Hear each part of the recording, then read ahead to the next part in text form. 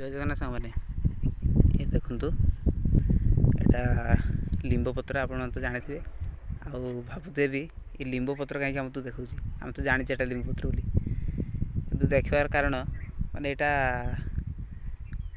ମାନେ ଭଜା ଟାଇପ୍ର ଖିଆଯାଏ, ମାନେ ଆଳୁ ପକେଇକି, ବାଇଗଣ ପକେଇକି, ଆଉ ସୁଜନା ଛୁଇଁ ଏସବୁ ପକେଇକି ଖିଆଯାଏ। ଭଲ ଲାଗେ, ପିତା ତ ଲାଗେ କିନ୍ତୁ ପଖାଳ ସହିତ ଏଇଟା ବଢ଼ିଆ ଲାଗେ। ଆଉ ଛାଲି ବି ବହୁତ କାମରେ ଆସେ, ମାନେ କାଛୁ କୁଣ୍ଡିଆ ରୋଗ ପାଇଁ। ଦେଖନ୍ତୁ ବହୁତ ସାରା କଅଁଳିଛି ପତ୍ର ଗୁଡ଼ାକ। ଏବେକା ଖାଇଲେ ଭଲ ଲାଗେ କାରଣ ପତ୍ରଟା କଅଁଳି ନା। ଆଉ କିଛି ଜାଗାରେ ଆର କଢ଼ି ବି, ମାନେ ଫୁଲ, ଏଇ ଯେଉଁ ଫୁଲଟା ଆସେ ଆର, ସେ ଫୁଲଟା ବି ଖାଆନ୍ତି, ଖାଲି ପତ୍ରଟା ଖାଆନ୍ତିନି। କିନ୍ତୁ ଆମର ବାଲେଶ୍ୱର ସାଇଡ଼୍ର ଏଇ ପତ୍ରରେ ବି ଖାଆନ୍ତି ବହୁତ। ଆର ବହୁତ ଔଷଧ ଗୁଣ ଦେଇଯିବି, ଜାଣିଥିବେ ଆପଣମାନେ। ଆଉ ସିଟିମାନଙ୍କରେ ଇଏ ସବୁ ମିଳିବା ତ କଷ୍ଟ।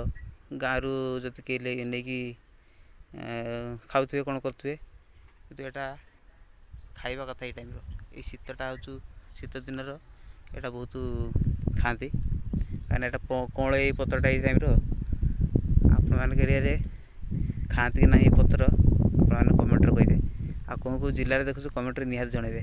ଏରকম ନୂଆ ନୂଆ ଭିଡ଼ିଓ ଦେଖିବା ପାଇଁ, ଦେଶୀ ଜିନିଷ।